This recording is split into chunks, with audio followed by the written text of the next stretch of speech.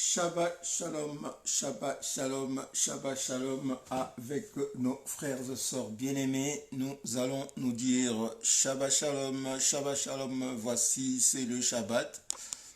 C'est le Shabbat, nous sommes dans la joie avec notre Seigneur Yeshua. C'est le jour où, avec nous ici sur la terre et des anges, et les seigneurs Dieu Tout-Puissant dans le ciel, devant son trône, il y a une myriade d'anges qui sont là en train de l'adorer depuis 0 heure. Ils sont là, ils nous disent, quand la Bible nous dit que jour et nuit, mais le Shabbat spécial, ils sont là et les myriades d'anges sont là. Et nous sommes là aussi pour célébrer notre Dieu, pour lui dire, pour lui rendre un culte mémorable, pour lui dire, Yeshua, tu es notre Dieu, tu es notre roi, il n'y a point d'autre Dieu que toi. Il n'y a point d'autre roi que toi, c'est toi qui règnes sur toutes choses. Et nous allons nous dire, merci Seigneur, Papa, merci Adonai Yeshua pour la grâce que tu nous as faite, Père de gloire, d'être là ce matin pour t'adorer, pour te glorifier. Béni soit ton nom, glorifié soit ton nom. Nous allons te célébrer, Papa, et en commençant par cette chanson, Enfant de Dieu, avec nos frères, en fait, de KS Bloom. Alléluia. Je ne suis jamais. Papa est là, je ne peux échouer. Alléluia. Tu n'échoues jamais. Notre frère KS Bloom, enfant de Dieu.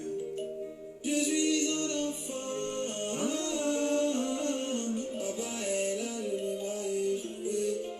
Papa est là, je ne peux échouer. Tu n'échoues jamais. Mais quel problème qui devait le couler. Enfant de Il Dieu. ne ment jamais. Il ne ment jamais. Quelle promesse il peut pas assumer. Quelle promesse ne peut pas assurer? Je suis un enfant. Papa est là, je ne peux pas échouer. Sa main est sur moi. Sa main est sur moi. C'est quel problème que je peux pas assumer. S'il y a besoin pour prier, c'est parce qu'il y a Dieu pour exaucer. Alléluia. Chaque chose en son temps, ma victoire. Ce matin, c'est la joie. Enfant de Dieu n'aime pas la galère, enfant de Dieu n'aime pas facilité. Je Alléluia. poursuis ma vision, je n'arrête pas. Faut aimer mon affaire si tu es fâché. Quand travail est fait, si tu es massacre, le Saint-Esprit va toucher au cœur. Alléluia. Invitons que le Seigneur Dieu Tout-Puissant soit glorifié et béni. Là, tu vas cacher les jaloux aussi. Attention. Tu n'échoues jamais. Je n'échoue jamais parce que mon papa est là, le Dieu Tout-Puissant, le Créateur de toutes choses. Alléluia. C'est quelle promesse il peut pas assurer. Quelle promesse il ne peut pas assurer? Je suis un enfant. Papa est là, je ne peux pas échouer. Sa main est sur moi. Shalom, Mama Christine, que le Seigneur Dieu Tout-Puissant te bénisse. Oh, les gens sont méchants. Les gens sont méchants, on dit. Mais ils ont vécu. Corrigez vos études. Alléluia. Nous sommes obligés d'arrêter là, juste l'introduction, quelques minutes, parce que il risque de nous mettre en fait l'introduction en sourdine. Donc on voudrait éviter ça, puisque des fois en fait l'introduction, quand ils mettent l'introduction en sourdine, des fois ça gêne un peu le lecteur. Lorsque les gens y rentrent, ils pensent qu'il n'y a rien, après ils sortent. Parce que dès les 5 premières minutes, ou même le 10 premières minutes, tout le long en fait, de la chanson, si vous mettez 7 minutes, 7 minutes, il n'y aura rien. Et des fois, quand vous allumez, quand vous rentrez dans la vidéo, les 5 premières minutes, s'il n'y a rien, effectivement, des fois c'est gênant, et puis les gens ils partent, ils pensent qu'il n'y a rien. Shalom, mon pasteur John Banza, que le Seigneur Dieu Tout-Puissant vous bénisse le ministère et toute la maison au nom de Yeshua et toute la famille au nom de Yeshua. Hein, moi, je fais aussi partie de la famille, je suis béni. Amen. Donc voilà, nous sommes là samedi 30 octobre 2021, il est 10 h, l'heure à laquelle nous avons, avec notre nouveau programme, nous avons changé. Donc voilà, émission Marchons avec le Seigneur de Messager évangélique, la Maison du Pain. Christine et Justin Simba. Donc voilà, nous sommes là avec vous tous, bien-aimés dans le Seigneur. Nous sommes là tous ensemble, unis dans le corps de Yeshua. Nous sommes membres du corps de Yeshua, nous sommes unis dans ces corps, dans l'unité du Saint-Esprit, qui est la révélation du Fils. Alléluia. Dans la connaissance, nous progressons dans la connaissance du Fils. Nous progressons dans la connaissance, dans l'unité du corps.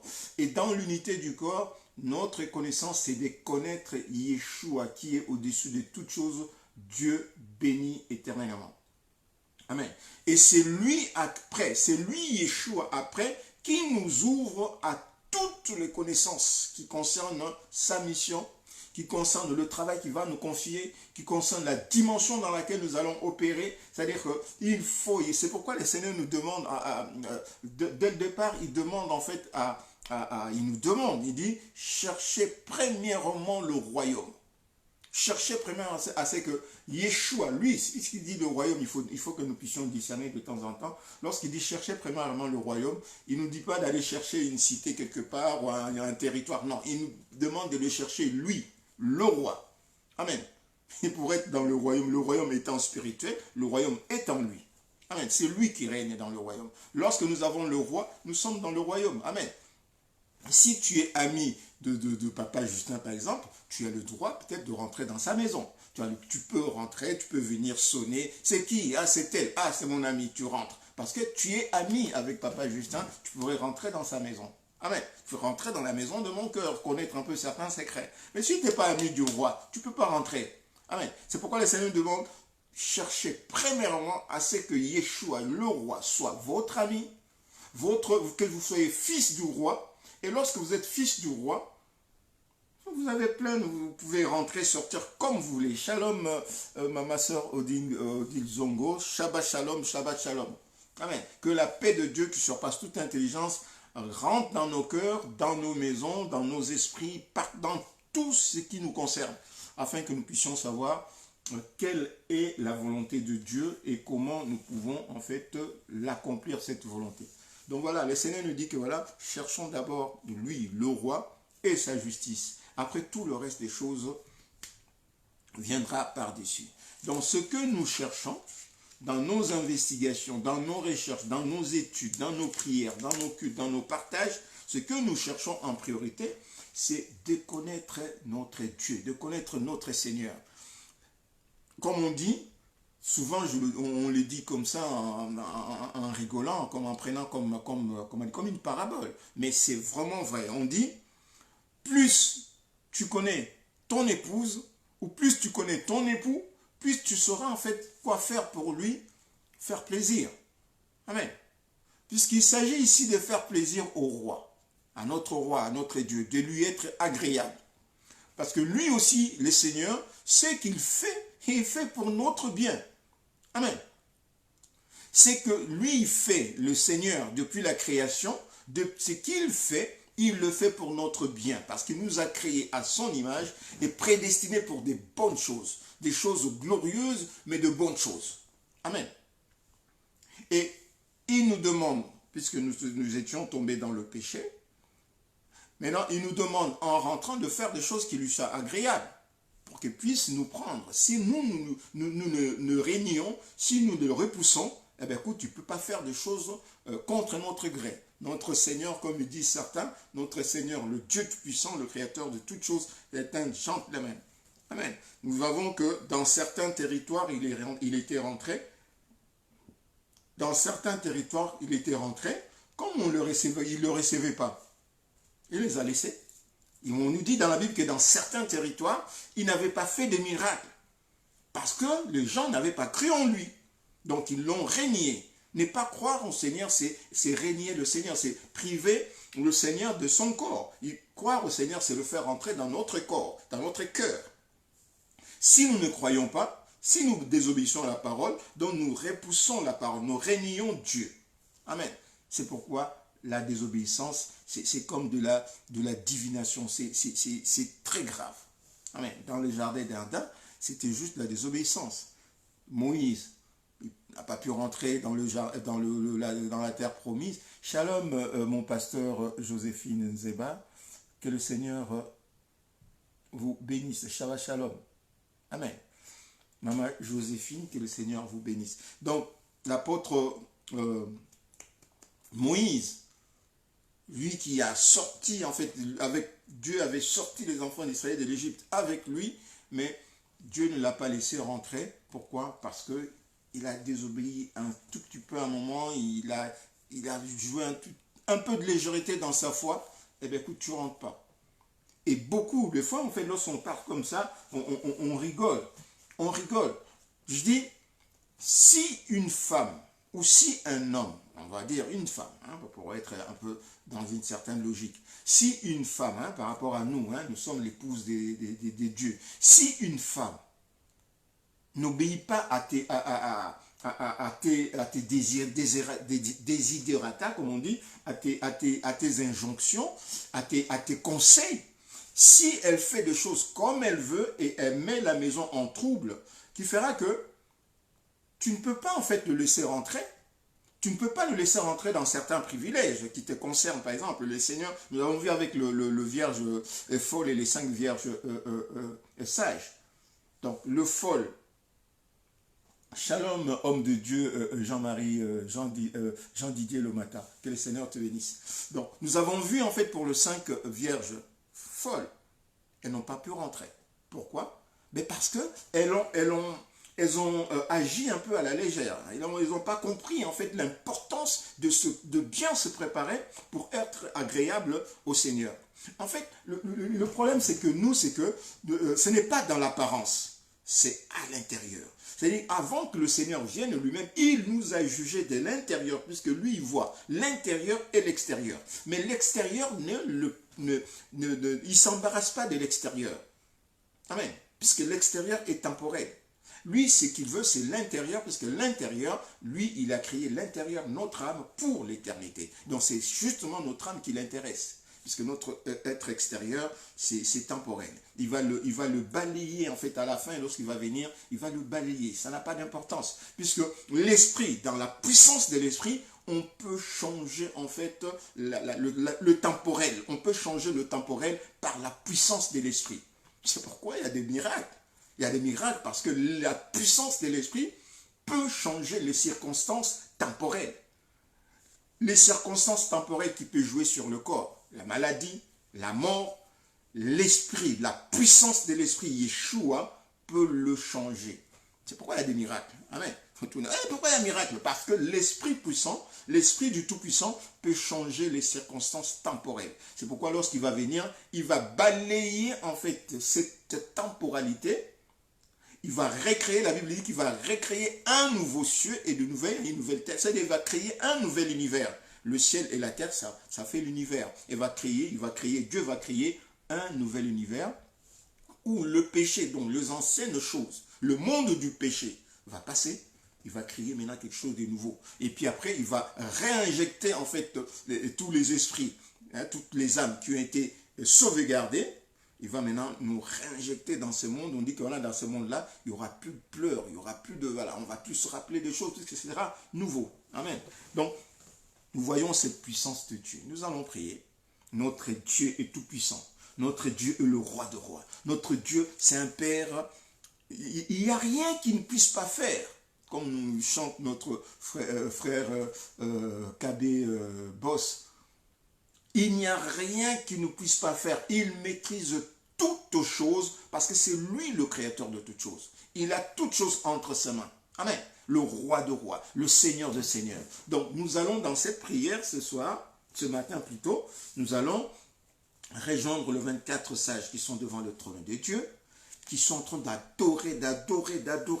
On va nous remémorer en fait de cette scène glorieuse où ils adorent Dieu. Saint, Saint, Saint est l'Éternel Dieu Tout-Puissant. C'est lui qui était, qui est et qui vient. Nous nous rappelons de cela et nous savons que tous les Shabbats, il y a une myriade d'anges qui sont en train d'adorer le roi de rois, le Seigneur de seigneurs là-haut. Amen. Ils sont en train d'adorer. Amen. Le 4 êtres vivants, hein, on commençait juste à lire Apocalypse 4 à partir du verset 6. Il y a encore devant le trône comme une mer de verre, semblable à du cristal. Au milieu du trône et autour du trône, il y a 4 êtres vivants remplis Dieu devant et derrière. Ils voient tout partout, partout. Hein, nous, de fois, on se demande, lorsqu'il y a quelque chose qui se passe derrière, on se dit, mais je ne peux pas voir. On dit, et si j'avais des yeux derrière, je pouvais voir. Mais non, eux, ils avaient les yeux partout. Amen. Si nous avons confiance en Dieu, nous savons aussi que nous avons des yeux partout. Parce que notre Dieu, nous regardons devant avec nos yeux, mais lui, il voit tout ce qui se passe derrière. C'est pourquoi il nous demande d'obéir à sa parole. Lorsqu'on lui dit, va à gauche, lui qui a vu un danger derrière, quelqu'un qui vient avec un couteau pour nous poignarder, il nous dit, va à gauche. Nous allons à gauche, la personne met son couteau, ça passe. Et sors, tu sors, rentre, tu rentres. Et c'est pourquoi il nous demande vraiment d'être obéissant. Donc le premier être vivant semblable à un lion, le second être vivant semblable à un veau, le troisième être vivant à la face d'un homme, et le quatrième être vivant est semblable à un aigle qui vole. Les 4 êtres vivants ont chacun 6 ailes, ils sont remplis Dieu tout autour, au-dedans, ils ne cessent de dire jour et nuit, Saint, Saint, Saint est le Seigneur Dieu, le Tout-Puissant qui était, qui est et qui vient. Il est saint. Quand les êtres vivants rendent gloire et honneur et action de grâce à celui qui est assis sur le trône, à celui qui vit au siècle des siècles, les 24 veillards se prosternent. Ils enlèvent leur couronne, ils adorent celui qui vit au siècle des siècles d'abord, et ils enlèvent leur couronne, ils le jettent devant le trône en disant à celui qui est assis sur le trône, tu es digne, notre Seigneur et notre Dieu, de recevoir la gloire, l'honneur, la puissance, car tu as créé toutes choses, et c'est par ta volonté que toutes choses existent et qu'elles ont été créées. Shabbat Shalom, mon frère Anderson de Jésus, homme de Dieu, que le Seigneur te bénisse. Shabbat Shalom à Maman Nicole, ma soeur bien-aimée, ma grande soeur bien-aimée de Saint-Quentin, que le Seigneur te bénisse, femme de Dieu, servante de Dieu. Alléluia. Donc, ils adorent. Donc ici, nous avons dit que voilà, comme c'est la fin de la semaine, nous allons devant le Seigneur, nous mettons nos genoux au sol, et cette expression d'enlever la couronne et de mettre au pied de Dieu, nous avons dit que voilà, c'est une façon de dire au Seigneur, Seigneur, tout ce que nous avons vécu pendant cette semaine, toutes les bénédictions de bonnes choses que tu as fait ou que nous avons fait, ou pour lesquelles les autres nous ont acclamé, en fait, ce n'est pas nous qui l'avons fait, c'est toi. C'est pourquoi nous ne méritons pas cette couronne, nous ne méritons pas ces acclamations, et c'est toi. C'est pourquoi quand nous venons devant toi, nous nous mettons à genoux, nous disons Seigneur, maintenant tout ce que nous avons fait, c'est toi qui l'avais fait. Toutes les acclamations que nous avons eues par la grâce en faisant les choses au nom de Jésus, c'est toi. Par ton amour, nous avons agi, mais en fait, c'est toi qui étais en nous qui faisais toutes choses, puisque la Bible nous dit que tout ce que nous faisons, c'est toi qui le fais par nous. Amen. C'est Dieu qui le fait par nous. Tout ce que nous faisons de bon, puisque nous sommes incapables de faire un seul acte bon. Un seul acte bon, nous sommes incapables de le faire. Pourquoi? Parce que nous sommes nés dans le péché, nous sommes vendus dans le péché. Amen. Lui, en nous, il nous donne la capacité. Vous recevrez le pouvoir, une puissance. Le Saint-Esprit venant en vous, nous deviendrons de témoins. De témoins en parole et en acte. Amen. Nous avons vu que l'apôtre Paul, lorsqu'il a reçu en fait la délivrance par Ananias, la délivrance de Dieu par Ananias, la Bible dit que voilà, l'apôtre Paul, fortifié par l'Esprit, il commençait son ministère en acte, hein, en puissance et en acte. Donc il est en train de marcher par l'Esprit de Dieu, et le Saint-Esprit de Dieu est en train de faire de grandes choses au travers de son ministère. La preuve d'ailleurs, nous l'avons en fait ses écrits. Nous regardons dans ses écrits, on nous raconte tout ce qu'il a fait et tout ce qu'il a dit avec quelle sagesse sur certains points. Nous disons, waouh, l'apôtre Paul. Donc, nous allons au Seigneur, nous allons prier. Nous allons au Seigneur, dire au Seigneur, Papa, voilà toute cette semaine. Nous allons prier. Hein, nous allons prier, nous allons laisser tout entre les mains du Seigneur.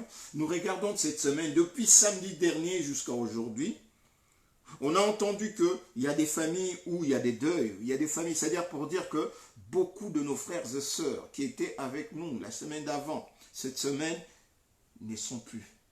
Nous ne sommes pas plus justes. Ils n'étaient pas plus pécheurs que nous. Mais Dieu, tu nous as fait grâce, Papa, de nous garder. Tu nous as gardés pendant toute cette semaine. On a eu à rouler en voiture dans la route publique, dans les voies publiques, où il y avait beaucoup d'accidents, il y avait beaucoup de risques. Mais tu nous as gardés. Beaucoup, ils sont passés par le même chemin, mais ils ne s'en sont pas sortis. Beaucoup se sont endormis et pour toujours. Ils ne se sont pas réveillés. Beaucoup sont allés dans les hôpitaux, ils n'en sont pas sortis. Mais nous sommes allés et nous sommes sortis. Nous sommes endormis et tu nous as réveillés. Nous avons pris des routes dangereuses et tu nous as ramenés à la maison. Seigneur de gloire et de puissance, que ton nom soit glorifié et béni. Tu nous donnes encore cette occasion, Père de gloire, de laver notre robe, de laver nos robes, de refaire une introspection, de nous mirer sur ta parole pour nous rectifier, de nous juger nous-mêmes pour savoir si nous sommes dans le bon et auquel cas nous ne sommes pas dans le bon, nous rectifions en fait notre marche.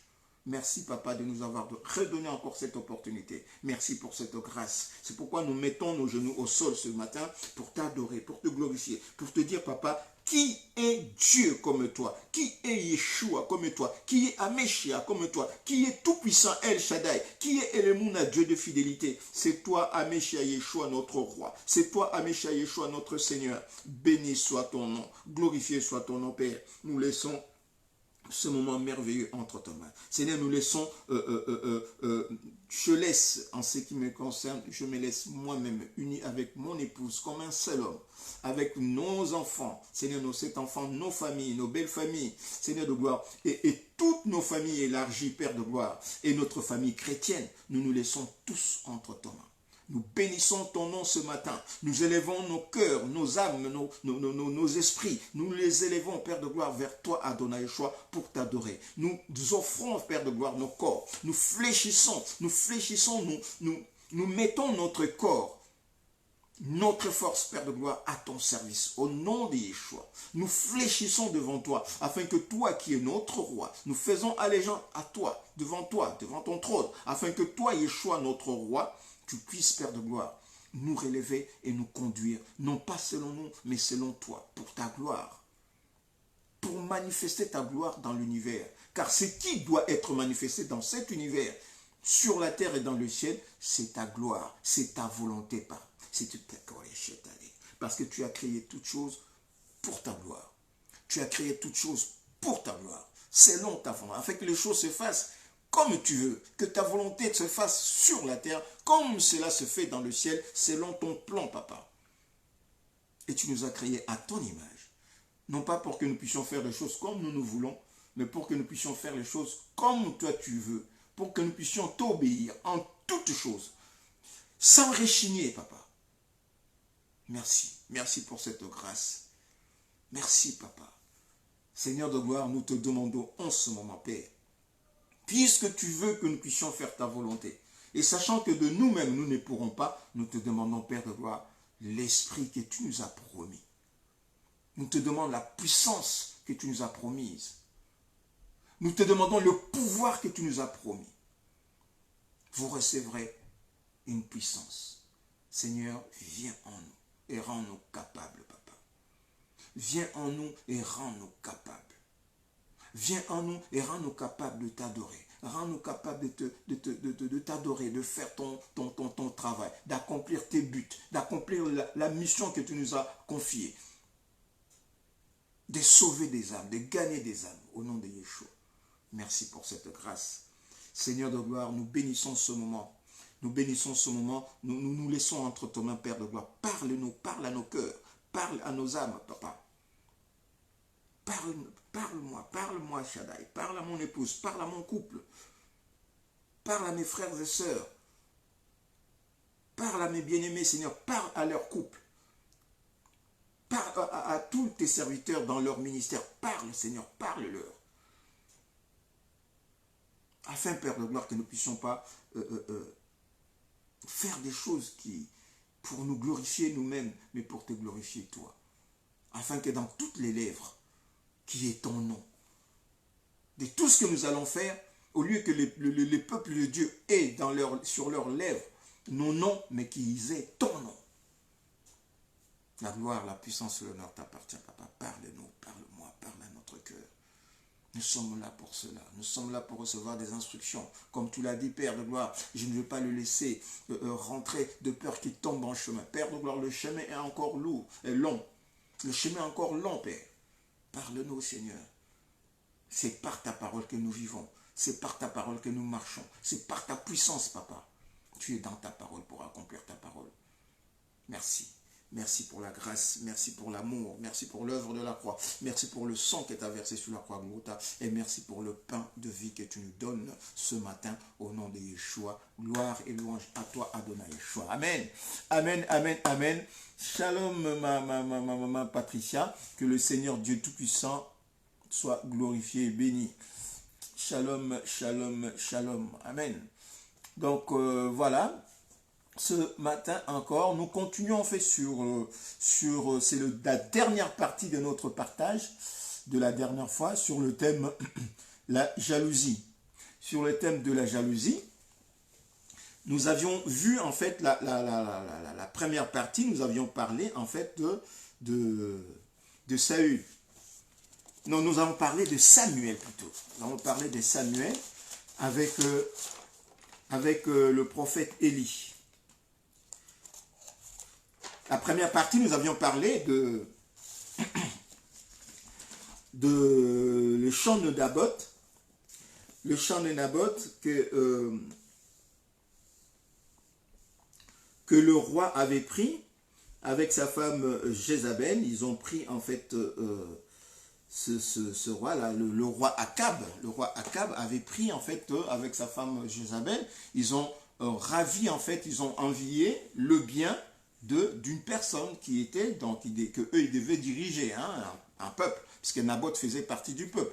Eux ils étaient rois, c'est eux qui dirigeaient le peuple, ils avaient beaucoup d'argent, mais ils ont envié le bien de ces pauvres hommes, et pour prendre ce bien, ils l'ont tué. La jalousie. Amen. Ils sont allés jusqu'à les tuer. Et les Seigneurs n'étaient pas contents, et par là, ils ont maudit en fait toute leur famille. Amen. Vous voyez en fait que lorsque nous jalousons, et c'est justement pour mettre le doigt dessus, c'est pour mettre le doigt dessus. C'est-à-dire que nous devons comprendre que chaque fois que nous sommes jaloux de bien d'une personne, chaque fois que nous sommes jaloux de bien d'une personne, que nous lui ravissons ce bien, et nous allons jusqu'à tuer cette personne, nous maudissons nous-mêmes, nous nous maudissons nous-mêmes, et nous maudissons notre famille. Nos enfants sont maudits. Amen. Nous voyons peut-être, nous disons, ah, le Mumba est mort, hein, le Mumba est mort, ils l'ont tué. Les familles, vous voyez comment Mobutu a fini. Vous voyez comment Mobutu a fini. Il a fini loin de son pays. Et son corps n'est pas encore prêt de rentrer au pays. Le Mumba a été tué, la famille de Mobutu et de tous ceux qui sont à la base, hein, qui ont contribué à la mort de Lumumba, qui ont tué Lumumba sauvagement, qui l'ont fait, leurs familles sont maudites. Amen. Peut-être on ne le voit pas, mais dans des générations plus tard, les enfants vont voir que voilà, ils sont maudits. Hey, je fais un truc, j'arrive pas. Parce que c'est des réclamations. Jusqu'à ce que ces enfants vont accepter Yeshua dans leur cœur, comme nous avons vu avec le roi Akab. Le roi Akab, sa famille, lui-même et sa famille et sa femme étaient maudits. Mais lui, comme il s'est repenti, la malédiction l'a sauté. Amen. Donc il n'a pas vécu cette malédiction, mais c'est à partir de son enfant derrière que la malédiction a commencé à frapper la famille. Pourquoi? Parce que lui, en se confiant au Seigneur, en se repentant, c'est-à-dire en se repentant, donc il s'est disculpé. En fait, le Seigneur l'a ôté en fait de ces trucs. Donc, par exemple, le fils, Shalom, maman présidente Gladys, que le Seigneur bénisse et bénisse la maison, qui bénisse aussi papa, que la paix de Dieu qui surpasse toute intelligence vienne dans ta maison, maman présidente. Amen. Le Seigneur sait lui-même pourquoi je t'appelle maman présidente. Avec tout le respect que je vous dois avec toi et papa, que le Dieu Tout-Puissant vous bénisse vraiment. Amen. Donc, par exemple, les quelques filles là, qui ont tué en fait leur ami, c'était ivoirienne ou camerounaise, qui avait réussi en fait son projet. Elle était en Europe, elle a réussi son projet, elle est allée, elle a implanté en fait son projet, elle a ouvert en fait son salon de coiffure, et les filles sont venues le jour où il fait le pot pour l'ouverture, l'inauguration. il l'empoisonne. La fille est rentrée, elle est morte. Amen. La fille est rentrée, elle est morte. Ces filles-là, elles sont maudites. Leur famille maudite. Amen. Les gens là qui ont mis du poison dans certains serviteurs de Dieu et tout, peut-être tu ne le sais pas, mais je leur dis au nom de Yeshua, s'ils suivent cette émission, ils sont maudits. Ces hommes-là sont maudits. Amen. Jusqu'à ceux qui se répandent, qui se tournent vers le Seigneur, comme l'apôtre Paul. L'apôtre Paul a eu la vie sauve parce qu'il s'est tourné vers le Seigneur. Le Seigneur lui a fait grâce. Il était parmi les gens qui étaient maudits. Ils ont tué, qu'ils ont participé à la mort d'Étienne et beaucoup d'autres. L'apôtre Paul, c'est pourquoi lui-même il dit, je suis persécuteur de l'Église, je suis le moindre et le plus méchant de tous. Mais il a eu la grâce de Dieu parce que justement, ce n'était même pas en fait de son propre chef, hein, c'est le Seigneur qui lui a fait grâce, parce que le Seigneur l'avait déjà préparé depuis le sang de sa mère. Donc faisons attention, la jalousie. Jalouser en fait quelque chose d'autrui, jalouser quelque chose d'autrui est très très très dangereuse. La jalousie c'est quelque chose de très dangereux, c'est un poison qu'on se met soi-même. C'est comme lorsqu'on est jaloux, hein, jaloux d'une personne. Hein, je ne parle pas de la jalousie où, par exemple, moi, je suis jaloux de mon épouse. Parce que lorsqu'on aime quelqu'un, par exemple, on ne partage pas. C'est normal. C'est de cette jalousie-là, mais elle est bien placée. Et lorsque ça devient mal placé, là, c'est autre chose. C'est-à-dire, lorsque tu commences à jalouser ta femme ou ton homme sur n'importe quoi, elle rentre un peu en retard, hey, t'étais où? Et tu commences et tu deviens possessif ou possessive, là ça devient grave. Mais je parle en fait, aussi on parle d'une jalousie qui n'a pas lieu d'être. Amen. Que ça soit en fait un bien à toi, que tu veux garder pour toi, jalousement, égoïstement, on comprend.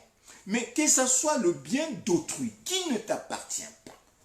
Amen. Tu vas jalouser un bien d'autrui, jalouser une personne qui a une grâce, un don, une bénédiction sur elle, là c'est dangereux, tu t'attires en fait. C'est-à-dire que tu es en train de t'attirer des problèmes sur toi et sur toute ta génération derrière. Alléluia. Lucifer a maudit en fait sa génération.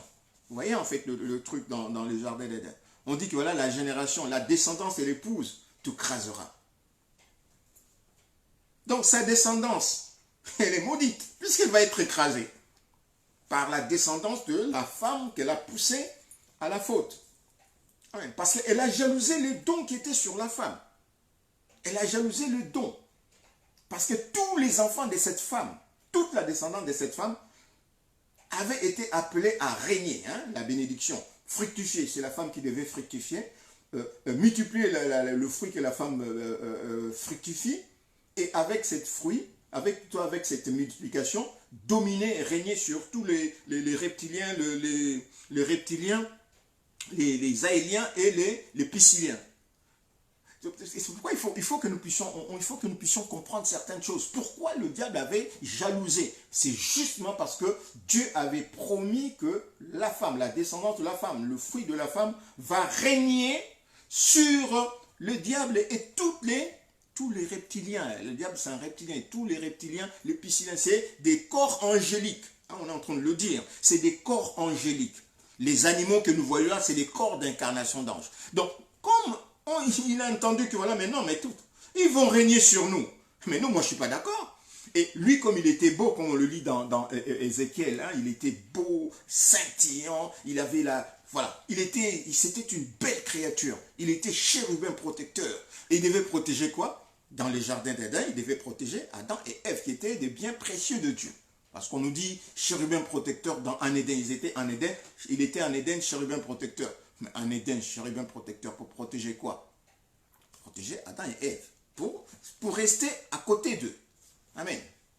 Le Seigneur nous envoie son ange. Et l'ange de l'Éternel campe auprès de ceux qui aiment Dieu. Le Seigneur envoie, nous avons des anges tout autour de nous. Lorsque nous marchons, le Seigneur envoie ses serviteurs comme des gardes du corps, mais des gardes du corps invisibles, qui regardent lorsqu'il y a quelqu'un qui vient derrière et tout, qui veut faire un truc. Voilà, il ne sait pas. Donc, la jalousie, c'est quelque chose de très, très dangereux. Et nous devons vraiment, en fait, vraiment faire attention. Nous devons vraiment faire attention. Jalouser quelqu'un pour un bien qui n'est pas le nôtre. Jalouser quelqu'un et aller jusqu'à la tuer. C'est mortel. Et ici, en fait, la première fois ici,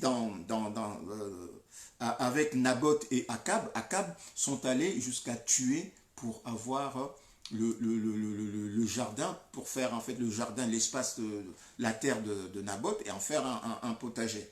Mais Akab, qui était une bonne personne en soi, avait été la compagnie d'un mauvais conseiller.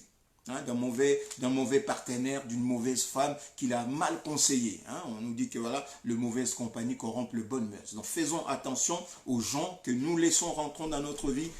Faisons attention à des gens qui peuvent, c'est-à-dire que nous sommes sur la bonne route. Nous pensons que c'est des bonnes personnes avec qui on peut cheminer, mais en fait ces personnes nous conduisent loin de la volonté de Dieu. Shalom, Maman Benakabs, que le Seigneur te bénisse. Alléluia, Amen. C'est une carie dans les eaux. Shalom, Shabbat Shalom, servante Régine de Yahweh. Donc, une personne peut-être qui va rentrer dans notre vie. Au départ, c'est une bonne personne, mais à la longue, nous voyons que cette personne nous éloigne de Dieu. Non seulement qu'il nous éloigne de Dieu, mais il nous éloigne de tout ce dont nous avons besoin pour progresser, pour vivre paisiblement. Ils peuvent nous éloigner, ces personnes, elles peuvent nous éloigner de nos familles. Ils nous isolent en fait. Ils nous détachent de tout. Elles nous isolent pour bien nous posséder, pour bien nous martyriser. Et des fois, en fait, nous ne comprenons pas. C'est les jours où nous en détachons, c'est là où nous comprenons. Parce que lorsque nous allons nous détacher de ces personnes, maintenant, nous retrouvons notre personnalité véritable, nous la retrouvons. Et après, nous nous regardons, nous, par rapport à cette personne-là, et on voit l'écart d'éducation, l'écart, en fait, d'une certaine prestance, d'une certaine aura, et puis on se dit, mais comment est-ce que je me suis laissé, je ne sais pas, posséder par une personne comme telle personne-là? Donc on regarde peut-être c'était l'apparence, peut-être c'était son apparence, peut-être c'était son éloquence, peut-être, mais après, lorsqu'on prend du recul, on regarde la personne, on regarde maintenant son fond. On dit, mais c'est pas possible. Comment est-ce que je me suis laissé manipuler par telle personne? Et c'est là où, après, et la personne ne peut plus nous approcher. Et il faudrait vraiment que nous puissions nous retrouver. Les bonnes compagnies, les bonnes compagnies bénissent en fait le mœurs. Hein, pour faire contraire à la parole, parce qu'il y avait comme un lapsus. Donc on dit, les mauvaises compagnies corrompent les bonnes mœurs. Donc les personnes qui rentrent, c'est pourquoi on nous dit que voilà, toute personne n'est pas, comme j'avais dit, toute personne n'est pas une personne à faire rentrer dans sa maison. Il y a des personnes qui doivent rester dehors, que tu connais déjà, tu sais déjà cette personne-là, tu connais son esprit. On ne va pas dire que voilà, oui, mais toute personne, Dieu nous dit, oui, Dieu nous dit d'aimer tout le monde. On peut aimer une personne tout en la laissant dehors de la maison. Parce que nous savons que cette personne, nous ne savons pas la science infuse. Nous connaissons pas, nous n'avons pas l'esprit de Dieu pour pénétrer dans son esprit. Nous ne savons pas cette personne-là, qu'est-ce qu'elle va nous apporter, mais nous savons que Dieu lui fasse grâce, mais qu'il lui fasse grâce là où il est. Ouais. Parce qu'il y a des gens qui peuvent rentrer, même si après, on ne sait pas. Donc la jalousie, c'est quelque chose de terrible et les mauvaises compagnies peuvent nous porter, au lieu de nous ramener en fait à la raison, ils peuvent nous conduire encore à mal faire. Donc ici nous voyons, maintenant en fait, ici c'est une question de jalousie dans la passation en fait de pouvoir en fait dans le ministère. On voit en fait le premier exemple, on avait vu, c'est l'exemple de Samuel et le prophète Élie et l'enfant Samuel. Donc c'est un prophète et un enfant. Une grande personne qui est dans le ministère, qui est un ancien dans le ministère avec ses enfants. Maintenant le Seigneur, par son comportement, le Seigneur va le punir. Et il prend un enfant, il le met à côté pour que lui puisse former cet enfant. Et Élie, le prophète Élie, à ne pas confondre avec Élie, hein, c'est le prédécesseur d'Élisée, à ne pas confondre. Lui, c'est le premier prophète en fait qu'on nous nomme hein, avec David, avec Samuel. Donc, il est là, il forme ce petit Samuel, le fils de Anne, il le forme, Et à la fin, maintenant, Dieu veut parler à cet enfant, Dieu veut utiliser cet enfant, il a rejeté maintenant en fait Élie. Mais le comportement d'Élie, pour quelqu'un qui va être rejeté par le Seigneur, c'est un comportement sage, c'est un comportement digne. Ce n'est pas Élie les Tishbites. Élie les Tishbites, c'est lui qui avait formé Élisée. Ici, c'est Élie, le premier que la mère de Anne, plutôt la mère de Samuel, avait été voir. C'est Élie sans eux. Élie les Tishbites, c'est avec eux. Élie ici, c'est sans eux. Élie le grand. Hein, le grand prophète, l'un des premiers même qui commence en fait le livre de Samuel. Amen. Amen. Donc, son comportement pour passer le pouvoir est noble. C'est-à-dire qu'il ne jalouse pas le petit Samuel, malgré toutes les choses difficiles et dures que le Seigneur lui a dit. Il reconnaît en fait son erreur. Il reconnaît son erreur. Et qu'est-ce qu'il dit? C'est la volonté du Seigneur. On va juste lire pour nous rappeler. Après, on va passer. 1 Samuel 3, 1, 21. On va juste lire et puis pour passer. Parce qu'on a autre chose à faire. On a autre chose à lire. 1 Samuel 3. Qu'est-ce qu'il dit? Il répond. C'est l'Éternel qu'il fasse ce qui lui semblera bon. Alors que lui, il savait déjà que le Seigneur allait l'écarter. Et non seulement que le Seigneur allait l'écarter, lui et ses enfants, mais il allait aussi détruire en fait sa famille. Donc le nom de Élie, en tant que prophète en Israël, ne sera plus. Le Seigneur dit que voilà, il n'y aura pas de vieillard dans ta famille. En Israël, il n'y aura pas de vieillard parce que ces enfants se sont mal comportés. Mais les enfants se sont mal comportés, c'est un fait. On nous dit, la Bible, le Seigneur dit que chacun mourra pour ses péchés. Mais le problème, pourquoi lui il bénéficie aussi en fait du comportement de ses enfants? Parce que lui, il a usé de laxisme. C'est-à-dire, au lieu de punir ses enfants pour ce qu'ils ont fait, il usait de laxisme. Il vient, il dit simplement aux enfants, mais vous êtes en train de mal faire, c'est pas bien, le Seigneur n'aime pas ça. Et puis, il le laisse toujours sur le poste. Amen. Puisqu'avant, c'est quand tu étais prophète, tes enfants étaient prophètes aussi. Quand tu étais charpentier, les enfants aussi étaient charpentiers. Tu vois, Joseph était charpentier. Il a formé le Seigneur Yeshua dans son enfance à la charpenterie. Amen. Donc, Paul, qui faisait les tentes, il devait avoir en fait un parent qui était faiseur de tentes. Dans sa jeunesse, il a appris à faire des tentes. Maintenant, lorsqu'il était dans le Seigneur, ben, il a repris son travail. C'est le seul travail qu'il avait fait, qu'il pouvait faire, à part, puisqu'après il est rentré dans la philosophie, dans la théologie avec Gamaliel et tout. Il s'est formé puisqu'il voulait servir le Seigneur. Amen.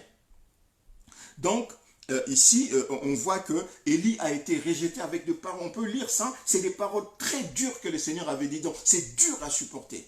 Mais avec la douleur qu'il avait dans le cœur, Élie, on avait dit dès le départ que la parole de l'Éternel était rare en ces temps-là et les visions n'étaient pas fréquentes. Donc, pendant tout, après un moment, c'était un prophète de Dieu. Shalom, Shabbat Shalom, ma soeur Germaine et Long. Après un certain moment, avec les bêtises des enfants d'Élie, le Seigneur ne parlait plus au prophète Élie, ni au prophète Élie, ni à ses enfants. Donc la parole était rare et il n'y avait plus de vision. Le Seigneur ne donnait plus de vision au prophète. Maintenant, pendant un certain moment, il n'y avait rien. Et puis lui, il y a Anne qui vient avec son enfant. Il confie l'enfant au Seigneur selon le plan de Dieu. Nous avons dit, selon le plan de Dieu. C'est pourquoi nous devons faire attention même à ce qu'une personne est en train de faire, lorsque la personne est en train de faire le travail. C'est un homme de Dieu, une femme de Dieu, en train de faire un travail, faisons attention. C'est un homme de Dieu, donc il conduit par le Saint-Esprit. C'est une femme de Dieu, conduite par le Seigneur, par le Saint-Esprit. Donc, faisons attention avant de faire quoi que ce soit. Nous avons vu que Élie, c'est lui, il s'était un peu moqué de Anne. Puisqu'il avait dit à Anne que, voilà, Anne est en train de pleurer sa douleur pour que Dieu lui donne un enfant. Et lui, Élie est en train de se moquer de lui en disant que voilà, elle avait pris en fait du vin. Elle a dit, va cuver ton vin ailleurs. Et Anne lui dit que non, je ne suis pas, je n'ai pas bu, je ne suis pas ivre. mais je suis en train de me répandre auprès du Seigneur. Alors qu'il ne savait pas que comme il était en train de se moquer de Anne, la personne qui devait le remplacer, il était là dans le ventre de cette femme-là. Cette femme-là en train de pleurer sur le Seigneur pour que le Seigneur puisse se remplacer. Amen. Il ne savait pas. Amen. Donc, il s'est moqué de Anne alors que Anne est en train de justement de produire, est en train de chercher à produire la bénédiction d'Israël. Alors que lui, là, Élie était la malédiction d'Israël parce qu'il n'y avait plus de vision. Le Seigneur ne pouvait rien dire. Lorsque nous sommes hommes de Dieu, femmes de Dieu, nous sommes obligés en tant que prophètes de recevoir la parole de la bouche de Dieu pour porter la parole au peuple, pour la bénédiction du peuple, pour que le Seigneur puisse donner des directives au peuple. Parce que la Bible nous dit que voilà, un peuple sans vision, c'est un peuple égaré. On ne sait pas, il ne sait pas se diriger. Sans révélation, le peuple est égaré. C'est un peuple comme qui n'a pas de berger. Donc, nous, le peuple de Dieu, la maison de Dieu a besoin d'avoir des prophètes, des serviteurs de Dieu qui se tiennent devant, sur la brèche comme le Seigneur, qui dit, qui enverrai-je? Il faut que l'homme de Dieu soit là, la femme de Dieu soit là, les serviteurs, les servantes de Dieu soient là pour prendre la parole. Il faut qu'ils soient fidèles. Maintenant, Élie n'était plus en mesure. Dans son attitude avec ses enfants, le Seigneur ne lui envoyait plus la parole. Il ne lui donnait plus de vision. Donc, c'est pourquoi on nous dit que voilà, la parole de l'Éternel était rare. Et les visions n'étaient pas fréquentes. C'était de temps en temps. Quand le Seigneur lui-même il voulait, il envoyait. Et là, il envoie Anne avec le prophète. Donc, lui donne, il reçoit. Et maintenant, le problème, en fait, c'est que nous voyons ici, c'est que la leçon que nous tirons ici, c'est que malgré le ressentiment que Élie avait, le prophète Élie avait, mais il a passé le pouvoir. Il a passé le relais à l'enfant Samuel naturellement pour que la volonté de Dieu soit faite, pour que le travail de Dieu continue à se faire. Donc il n'y avait pas de cassure entre Élie et Samuel. On nous dit plus loin, Samuel grandissait, l'Éternel était avec lui et il ne laissa tomber à terre aucune de ses paroles. Donc Samuel ne laissait plus tomber la parole de l'Éternel à terre. Donc maintenant la parole de Dieu est revenue au prophète. Amen. Tout Israël, depuis Dan jusqu'à Beersheba, reconnut que Samuel était établi prophète de l'Éternel. L'Éternel continuait à paraître à Samuel dans Silo, car l'Éternel s'est révélé à Samuel dans Silo par la parole de l'Éternel. Donc la parole, elle est revenue. Pourquoi? Parce que l'homme de Dieu qui était là avant a passé le relais à la jeunesse naturellement, sans jalousie. Il était jaloux pour ses enfants, oui. Il était jaloux dans le sens que voilà, il protégeait ses enfants. Mais simplement, le fait de protéger mal ses enfants, avec un certain laxisme, ça lui a valu en fait la malédiction pour lui et ses enfants derrière. C'était très difficile. Hein? C'était très difficile lorsque le Seigneur dit que là, il y aura pas de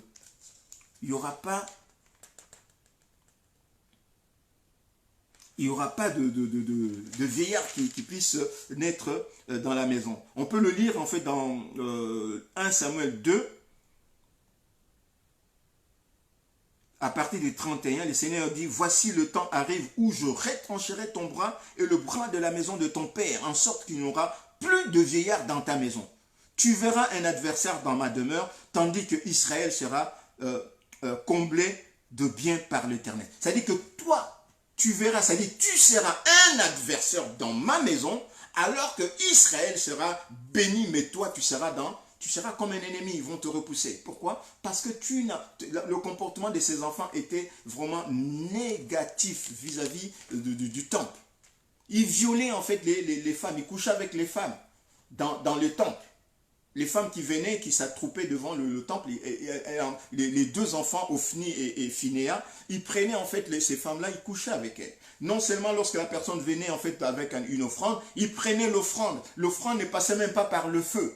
Ils prenaient soit la viande fraîche. Et si la personne refusait, ils le prenaient de force. Amen. Ils le prenaient de force. Et lui, il était là. Il parlait simple aux enfants. Oui, c'est pas bien, il ne faut pas faire ça. Dieu n'est pas content et tout. Et puis ça s'arrêtait là. Et les enfants continuaient de plus belle. Oui, papa, qu'est-ce qu'il fait? Il ne fait rien. Il dit, juste il dit et puis il fait rien. Et c'était, comme il dit maman Elena, sacrilège. C'était vraiment sacrilège. Amen. Donc les gens se plaignaient. Et leur plainte est montée jusqu'au Seigneur. Mais lui, en fait, Élie, c'est comme si... Bon, et le Seigneur voit, mais comment est-ce que je peux te laisser conduire mon peuple? Donc, tu dois être écarté. Le Seigneur l'a écarté. Amen. Maintenant, en fait, le deuxième exemple que nous allons voir aujourd'hui, c'est l'exemple de toujours le même jalousie. Tu as fait une bêtise. Ok, le Seigneur t'écarte.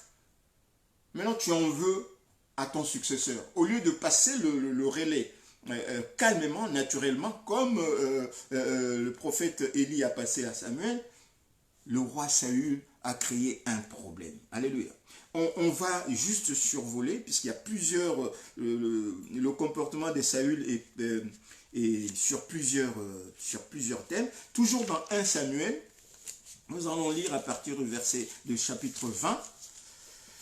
Nous allons juste survoler.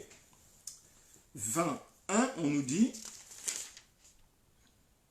David s'enfuit au pays des Najotes. On voulait en fait juste commencer là où ça commençait à tourner mal pour David. Les autres actions, nous savons. David a vaincu Goliath. Et puis, lorsqu'ils sont rentrés dans la ville, ils ont commencé, les filles ont commencé à chanter pour David. Hein, David a tué plutôt Saül a tué ses 1000. Et David, c'est 8000, c'est 10 000. Et le fille commence à danser pour David et tout. Lui, il commence à voir déjà que ça ne va pas. Alors que David avait servi lorsque il était pris en fait de mauvais esprits. David, le jeune David, avait servi dans sa maison pour jouer de la musique. Et puis après, l'esprit qui était là les quittait. Mais après, lorsque David a vaincu Goliath, il a vu David courir vers Goliath. Le roi Saül était émerveillé, il regardait, mais il a demandé à son chef de camp, Abner, il dit, mais de qui cet enfant est-il fils? Alors qu'il connaissait David. Mais il a vu une autre personne. Le David qui était là, qui était encore en train de garder les troupeaux, qui était venu en fait pour jouer de la harpe, et le David qui était en train de courir devant Goliath, c'était une autre personne. Le David qui était en train de courir devant Goliath était roi. Amen. Il était déjà roi, avec toute la puissance de Dieu. C'était une autre personne. Et le roi Saül, il dit, mais de qui il est fils?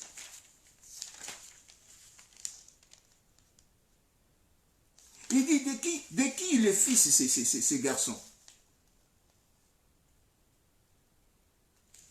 Il dit, de qui il est fils, ces garçons? Allez, j'aime bien ces passages, je lis. David et Goliath. Alors, à la fin.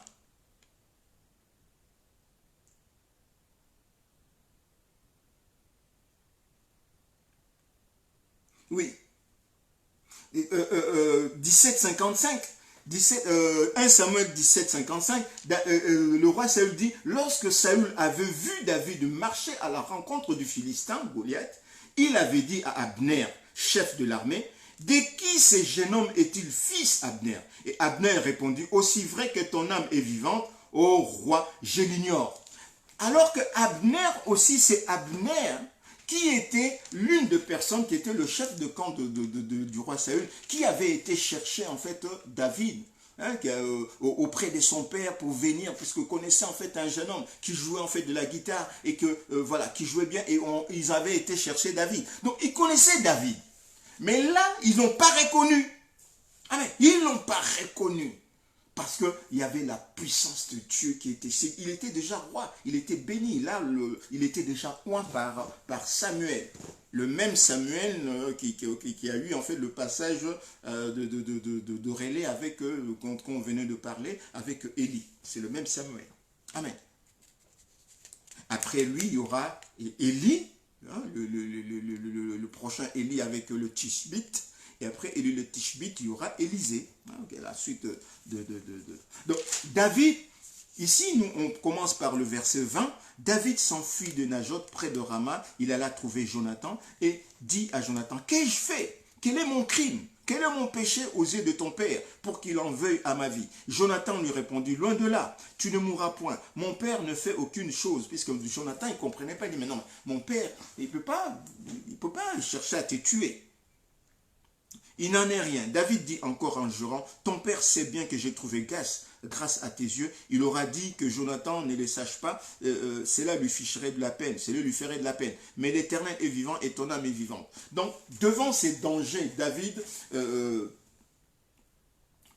roi Saül voulant tuer en fait David s'enfuit. C'est ici que commence en fait la fuite du roi David. Il commence à errer dans des cavernes, sur les montagnes et tout, à aller même voir en fait les Philistins, les Amalécites pour essayer de travailler avec eux. Amen. Pour se former un peu. Amen. Et nous lisons en fait à 30, puisque David avec Jonathan qui était ami de Jonathan qui était fils du roi David, et Jonathan voulait voir en fait si son père avait vraiment en fait la volonté arrêtée de tuer son ami David. Puisque Jonathan voyait aussi, il y avait quelque chose comme de divin, de royal dans le comportement de David. David, c'était une personne qui était royale en fait. Il y avait une grâce royale sur lui, puisqu'il était déjà un. Et Jonathan le voyait. Et comme Jonathan, c'est comme s'il voyait déjà l'avenir, et il se disait que voilà, ben écoute, je vais être ami avec cette personne, puisque la royauté est sur lui, et mon père avait déjà été rejeté. Lorsqu'il il sera roi, au moins moi je serai son ami et ma famille sera en bonne position. Nous avons vu que lorsque Jonathan est mort, David le roi avait pris en charge Méphibosheth, qui était l'un des enfants de Jonathan. Et il était maintenant allé manger avec le roi, et le roi David, en fait le jeune roi David, puisqu'on l'appelle déjà roi, moi je l'appelle déjà roi, puisqu'il était déjà reçu l'onction. Et Jonathan devait aller tester son père pour voir si la volonté, son envie de tuer David était déjà arrêtée. Et c'est ce qu'on va vivre. Alors, la colère du roi Saül s'enflamma contre Jonathan, puisqu'il avait fait, David était parti.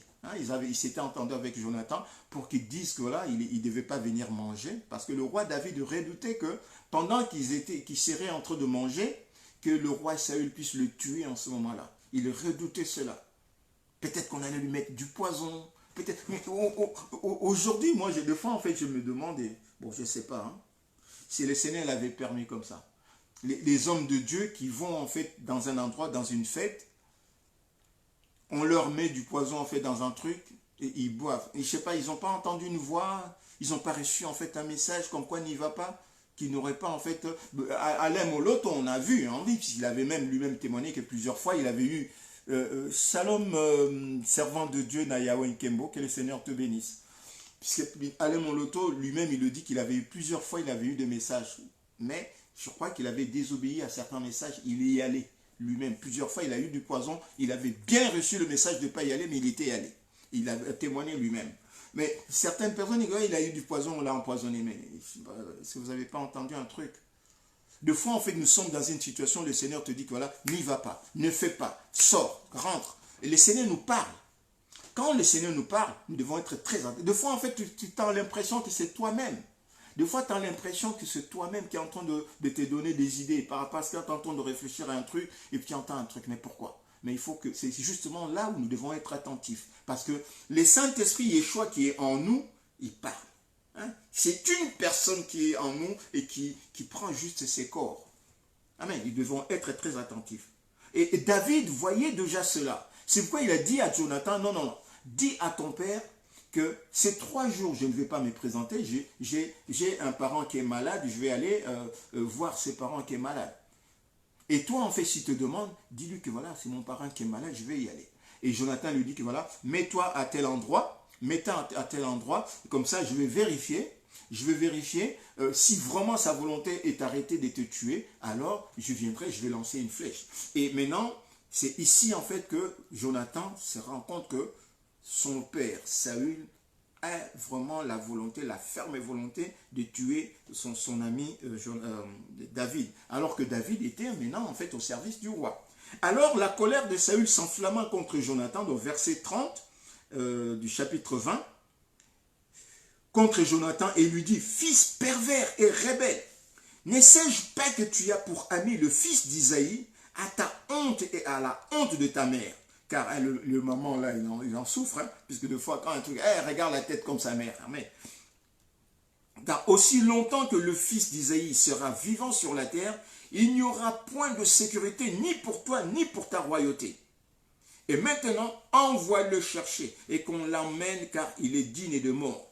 Jonathan répondit, Saül son père, à Saül son père, il lui dit, pourquoi le fera-t-on mourir? Qu'a-t-il fait? Et Saül dirigea sa lance contre lui pour le frapper. Et Jonathan comprit que c'était une chose résolue sur son père que de faire mourir David. Il se leva des tables dans une ardente colère et ne participa point au repas le second jour de la lune, car il était affligé à cause de David, parce que son père l'avait outragé. Et c'est là où le lendemain matin, nous voyons dans le verset 35, il va maintenant faire ce qu'il avait convenu avec David, d'envoyer en fait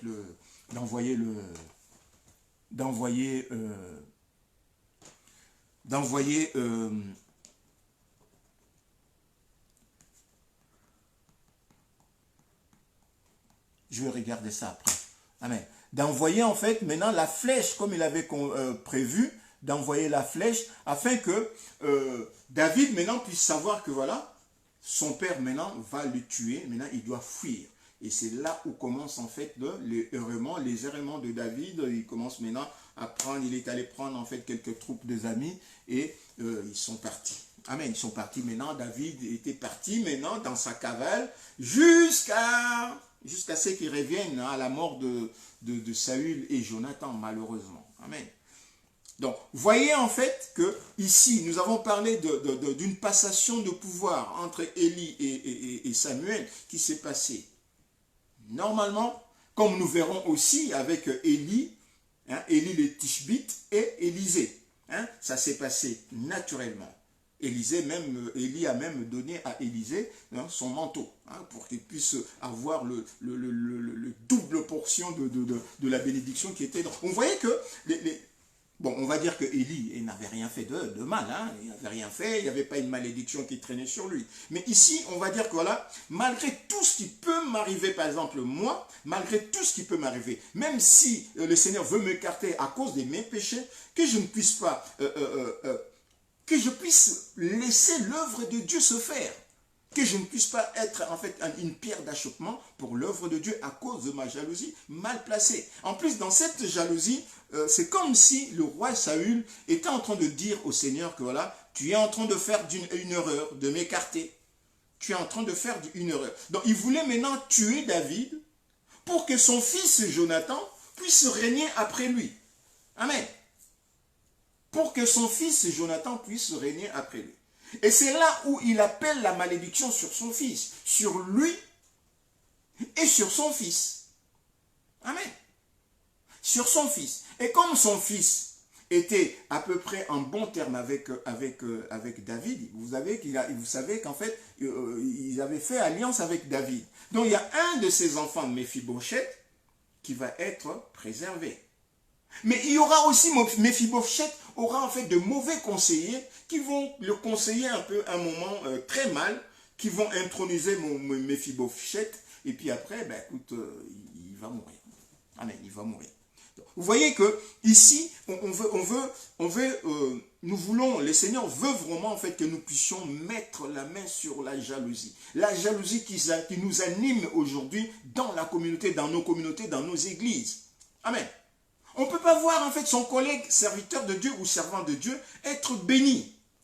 On ne peut pas voir une onction puissante en fait dans un serviteur de Dieu. On commence à les dénigrer, on commence à les jalouser, on commence à truc machin. C'est vrai qu'il y a beaucoup qui sont en train de faire dans le monde de ténèbres, dans la magie, dans le truc. Mais pas tous. Amen. Pas tous. Il y a des serviteurs de servants de Dieu, il y a des prophètes, des prophétesses, il y a des pasteurs de pasteurs, il y a des évangélistes et des évangélistes, hein, hommes, femmes. Il y a des docteurs, des doctoresses dans la parole. Amen.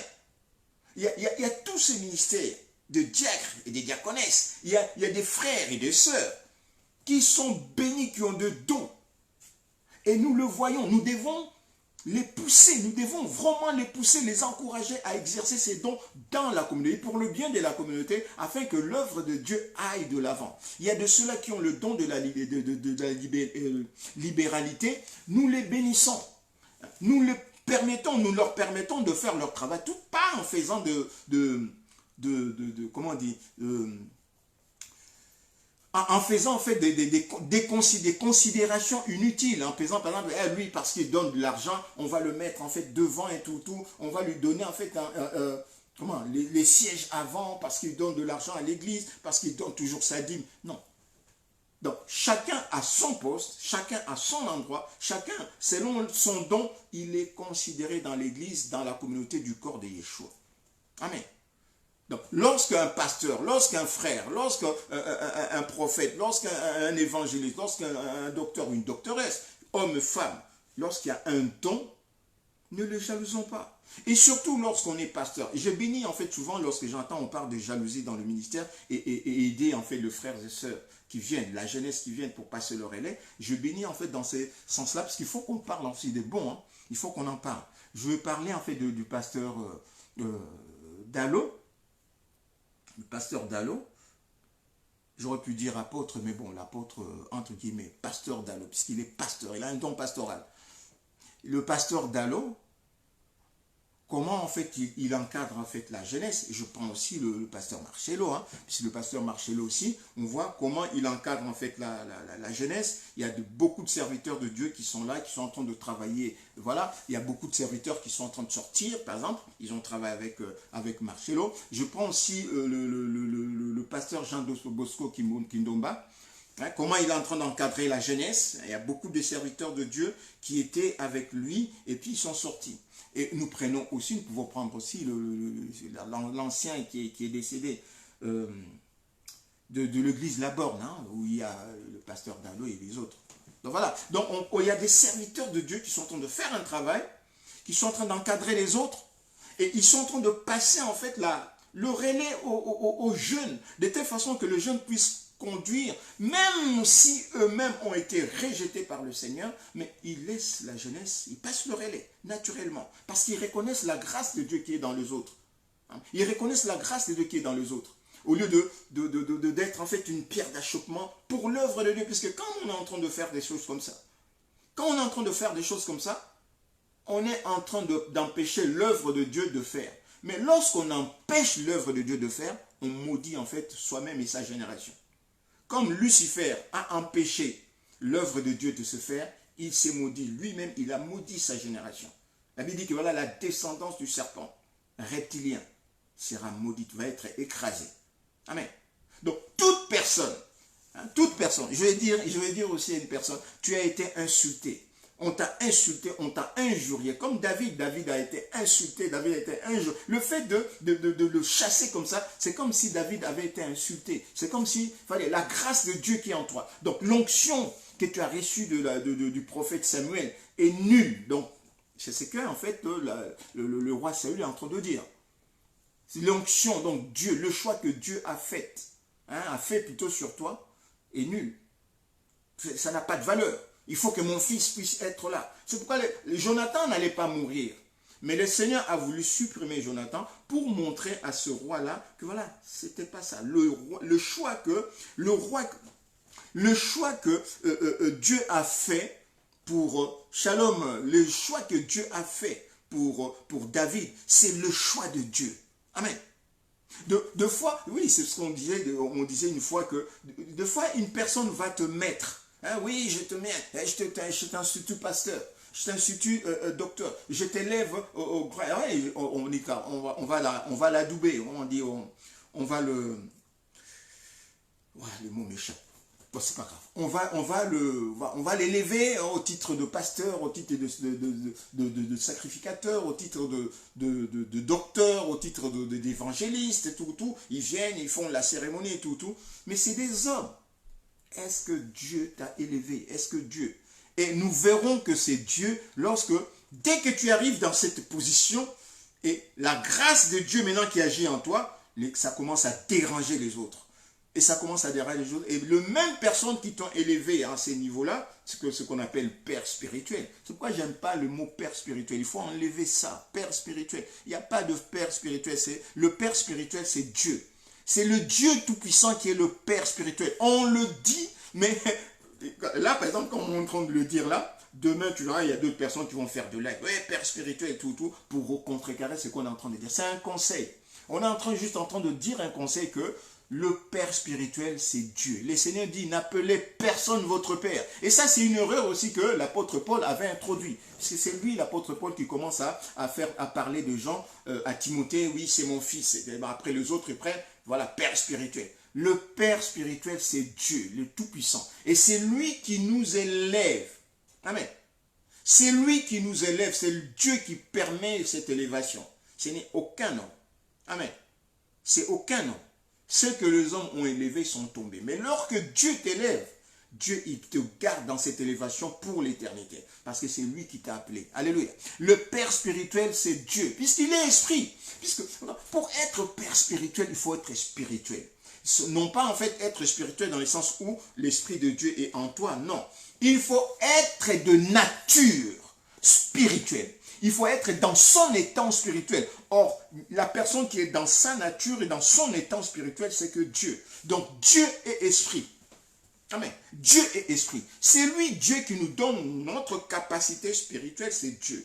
Donc, le Père spirituel, c'est lui. Shalom, homme de Dieu, King David. Que le Seigneur se bénisse. La paix de Dieu rentre dans ta maison. Donc, le Père spirituel, c'est lui. Il est d'abord esprit. Et c'est lui qui nous engendre par sa parole, par sa sémence, la parole. C'est lui qui nous engendre dans le sein comme des enfants spirituels. Amen. Le pasteur, c'est mon frère, mon pasteur. Même s'il m'a encadré. Heureusement que je n'ai pas de père spirituel. Amen. Moi, je n'ai pas de père spirituel en tant que tel. Les frères et sœurs qui m'ont reçu dans le Seigneur, le frère Amani, qui est aux États-Unis, le frère Luteke Mwanampenga qui m'a reçu en fait au baptême avec le frère Amani, c'est mes frères, on est là.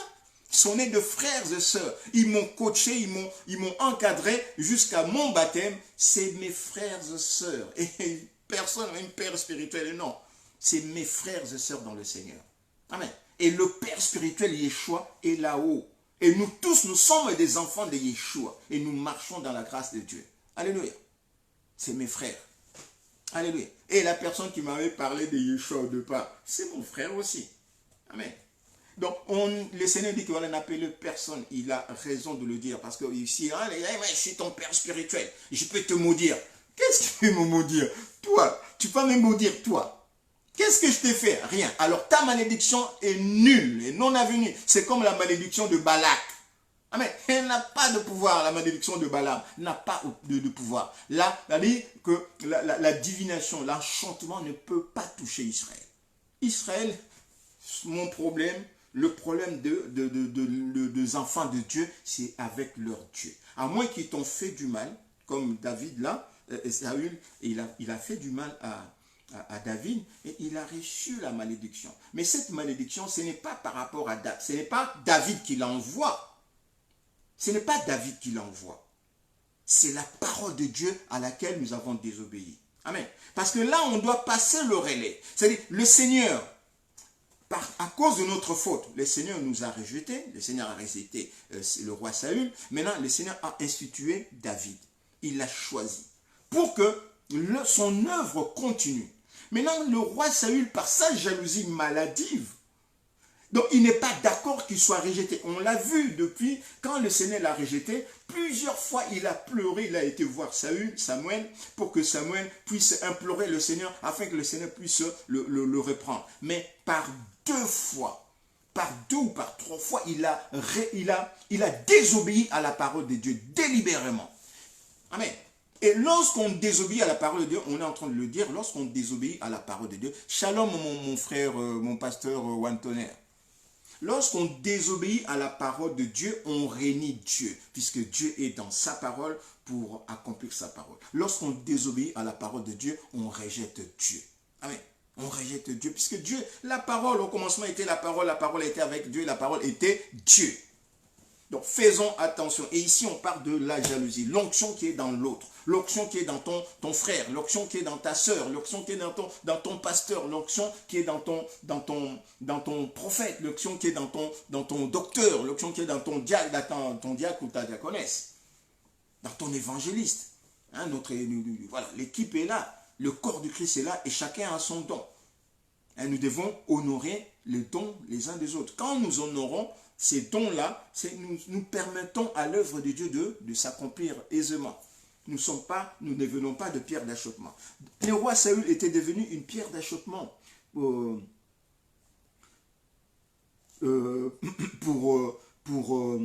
l'œuvre de Dieu, pour le corps de Yeshua. Parce que le peuple d'Israël avait une mission. Et le roi Saül était devenu une pierre d'achoppement. Le roi Saül était jaloux du jeune David parce qu'il avait peur que David puisse prendre la royauté. Et lui, il voulait maintenant la royauté pour lui et pour son fils. C'est pourquoi il dit à son fils, voilà, aussi longtemps que le fils d'Isaïe sera vivant sur la terre, il n'y aura point de sécurité ni pour toi, ni pour ta royauté. Il parle de la royauté de Jonathan. Parce qu'il voulait qu'après lui, que Jonathan puisse prendre en fait la royauté. Amen. C'est pourquoi il voulait tuer David, pour préserver en fait son fils. C'est pourquoi le Seigneur dit, là, toi et ton fils, je vais vous écarter.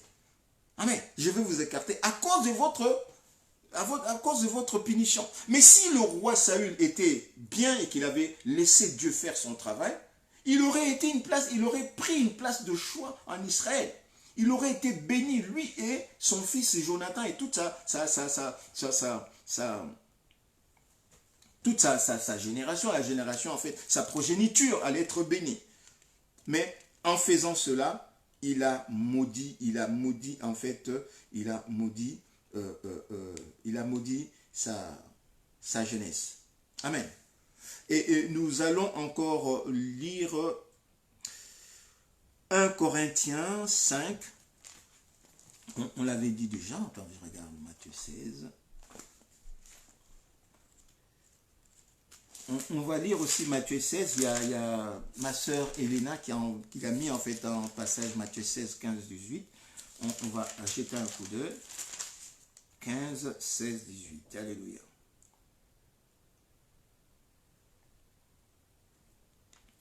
Matthieu 16 plutôt, 15, 18. Matthieu 16, 15, 18.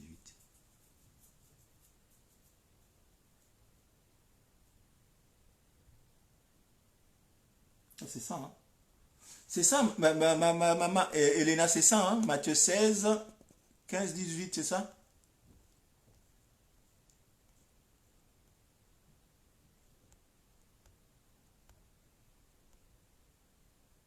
Ouais, Matthieu 16, 15, 18. On lit pour la gloire de Yeshua.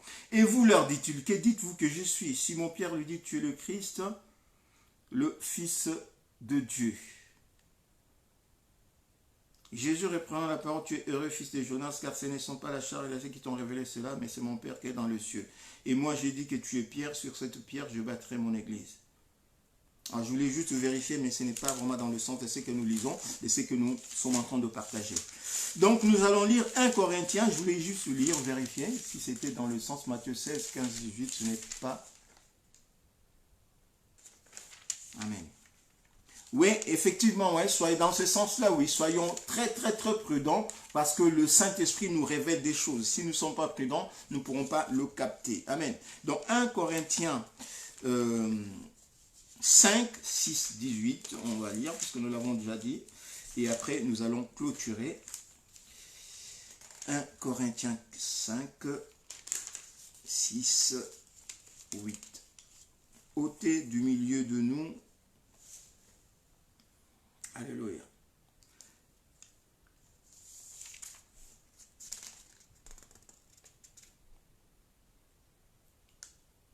C'est bien à tort que vous vous glorifiez.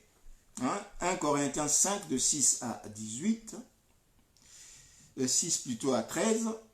C'est bien à tort que nous nous glorifions. Je vais dire nous. Hein, c'est bien à tort, l'apôtre Paul nous écrit. Et c'est là où on va dire nous. C'est bien à tort que nous nous glorifions. Ne savons-nous pas qu'un peu de levain fait lever toute la pâte? Là, on parle de la jalousie. Faites disparaître le vieux levain afin que nous soyons Faisons disparaître le vieux levain, afin que nous soyons une pâte nouvelle, puisque nous sommes sans levain, parce que Christ, notre Pâque, a été immolé. Nous sommes de nouveaux pains. Nous sommes de pain sans levain, hein, le pain de la parole pure. Nous sommes nés de la parole pure, Yeshua, que nous avons reçu dans notre cœur comme Seigneur notre Sauveur. Jean 1, 12, à tous ceux qui ont reçu la parole. Yeshua, la parole. Yeshua nous a fait naître, nous a donné le pouvoir de naître, la puissance de naître. Amen. Alléluia. De naître comme enfant de Dieu, non selon la chair, non selon le sang, mais selon l'esprit, selon la volonté de Dieu. Nous sommes nés de l'esprit. Amen. Donc nous sommes une pâte nouvelle. Donc c'est pourquoi célébrons donc la pâte non avec de vieux levain, avec de vieilles considérations, hein, de vieux trucs. Non avec un levain de malice ou de méchanceté ou de jalousie, mais avec le pain sans levain de la pureté et de la vérité. Alléluia. La vérité, c'est l'œuvre de Dieu. Dieu qui a prévu en fait son œuvre doit se faire. Amen. Et tout ce que l'homme va apporter, tout ce que l'homme va faire comme un effort pour aider Dieu à faire, on n'aide pas Dieu à faire son travail. Dieu, on ne l'aide pas. Dieu nous dit, faites ceci et nous faisons. Donc nous obéissons selon la parole de Dieu, afin que ce que lui, il a prévu se fasse. Nous n'aidons pas Dieu à faire le travail. Amen. Le travail, Dieu le fait au travers de nous. Nous sommes comme des instruments. Il prend et dit, vas-y, fais ça, pose ça à gauche, pose ça à droite, et nous obéissons et nous le faisons pour que sa volonté soit faite. Amen. Je vous ai écrit dans ma lettre de ne pas avoir de relation avec les impudiques, non pas d'une manière absolue avec les impudiques de ce monde, ou avec les cupides de leurs ravisseurs, ou avec les idolâtres. Autrement, il vous faudrait sortir du monde. Amen. Donc ici l'apôtre Paul nous donne une nuance. C'est-à-dire que lorsqu'il dit que de ne pas avoir de relation avec des impudiques. C'est-à-dire qu'il ne nous dit pas que, voilà, séparez-vous des impudiques et tout, ne parlez pas, non. Il nous dit simplement de faire attention. C'est pourquoi il donne non pas d'une manière absolue. Il dit ne pas d'une manière absolue, c'est-à-dire que nous nous coupons de tout. C'est pourquoi il dit autrement, il nous faudrait sortir du monde. C'est-à-dire que la personne qui est impudique aujourd'hui, nous tous, nous étions comme ça. Nous étions dans le péché. Amen. Donc, il nous demande de ne pas avoir de relation avec eux dans le sens où nous savons que la mauvaise compagnie corrompt les bonnes mœurs. Donc, on doit avoir une certaine sagesse avec eux, prier pour eux, de telle façon qu'en leur temps, Dieu puisse leur faire grâce, puisque nous aussi, nous étions dans le monde. Amen. C'est pourquoi ici, il dit de pas d'une façon absolue. De ne pas avoir de relation avec eux, mais pas d'une façon absolue. Mais de ne pas le fréquenter, de ne pas rentrer dans leur manège, de ne pas faire les choses qu'eux ils font, mais restons à distance et prions pour eux. Et lorsqu'il y a une occasion de leur parler de la part de Dieu, nous allons leur parler. Parce que si c'était d'une façon absolue, autrement, il fallait que nous sortions du monde, que nous soyons morts, que nous partions avec lui. Amen. Hein, c'est pourquoi l'apôtre Paul dit que voilà, avec les gens, je me suis fait étranger avec une façon de dire. C'est-à-dire, il s'est fait tel avec telle personne afin de le gagner à Christ. Amen. Nous le fréquentons d'une certaine façon afin de le gagner, mais pas pour participer à leurs affaires. Amen. Maintenant, ce que je vous écris, c'est de ne pas avoir de relation avec quelqu'un qui, en se nommant frère, est impudique ou cupide ou idolâtre ou outrageux ou ivrogne ou ravisseur ou jaloux. Il faut que nous puissions comprendre. Amen. Ou outrageux ou ivrogne ou ravisseur, de ne pas même manger avec un tel frère. Pourquoi le Seigneur il est assez catégorique par rapport aux frères? Parce que c'est une personne qui s'est dit frère. C'est une personne qui a été lavée par le sang de Yeshua. Il a pris part à l'œuvre de Dieu. Maintenant, il a été corrompu par un truc. C'est-à-dire que quelque part, il a renié l'autorité de Dieu. Il a renié la grâce de Dieu. Parce qu'une personne qui est née de nouveau, là c'est l'apôtre Paul dit, l'apôtre Pierre plutôt nous dit que voilà, si nous avons été lavés par le sang de Yeshua et nous nous laissons encore corrompre, il sera difficile pour nous parce qu'il n'y aura plus de pardon. Le Seigneur ne va plus revenir sur la croix pour verser son sang. Donc une fois pour toutes ça a été fait et la personne qui va régner le sang de la grâce Hein, c'est ce qu'on appelle, c'est ce que l'apôtre, le prophète Daniel appelle en fait le traître de l'alliance. Amen. Qui vont être séduits par le diable. Parce qu'ils ont trahi l'alliance sainte. L'alliance sainte que le Seigneur a contractée avec nous, c'est sur la croix en versant son sang. C'est ça la justice de Dieu. Amen. Et tous ceux qui vont trahir cette alliance-là, eh bien écoute, dans leur entendement, ils vont pouvoir être séduits par le diable. Ils auront cette facilité, le diable aura cette facilité de les séduire parce qu'ils ont régné ce qui fait la force de notre foi. Ce qui fait la force de notre marche, plutôt dans le Seigneur, pas de notre foi, de notre marche victorieuse, c'est le sang de l'agneau. Amen. C'est le sang de l'agneau. C'est-à-dire nous croyons au roi et il y a la justice de Dieu qui nous donne cette force. Le sang de l'agneau, la vie de Dieu qui est en nous, nous donne la puissance de régner et de chasser en fait les œuvres du diable. Alléluia. Donc, occupé d'outrageux et pas même manger avec un tel homme. Qu'ai-je fait en effet à juger ceux du dehors? N'est-ce pas ceux du dedans que vous avez à juger? Pour ceux du dehors, Dieu les juge. Ôtez le méchant du milieu de vous. C'est-à-dire que lorsque nous avons en fait ces problèmes de jalousie, il faudrait maintenant en fait que nous puissions ôter cette sémence diabolique qu'est la jalousie, que nous puissions l'ôter de notre cœur et nous puissions faire cette confession. C'est pourquoi, même si apparemment nous disons que là, nous ne sommes pas jaloux, hein, nous ne sommes pas jalouses, on va quand même faire cette confession. Si le Seigneur nous dit cette parole, il sait que parmi nous, ou nous-mêmes, peut-être il y a quelque chose qui va arriver bientôt là, ça va réveiller notre jalousie. Ouais, Christine, qu'est-ce que tu as fait? Justin, qu'est-ce que ça fait? Peut-être ça va venir un truc comme ça, peut-être il y a des choses qui arrivent puisque le Seigneur voit loin. C'est pourquoi nous allons demander au Seigneur, pour ceux qui ne sont pas jaloux, ils vont demander au Seigneur, le Seigneur de leur armer de la vérité. De leur armer de la vérité, que leur cœur soit pur, pur dans leurs sentiments envers leurs époux, avec leurs épouses, avec leurs femmes, leurs enfants, leurs frères et sœurs tout autour, leurs pasteurs, voilà. Tout ce que le Seigneur a mis à leur côté pour les aider à marcher, qu'ils puissent avoir un cœur pur vis-à-vis d'eux, vis-à-vis de l'œuvre de Dieu. Amen.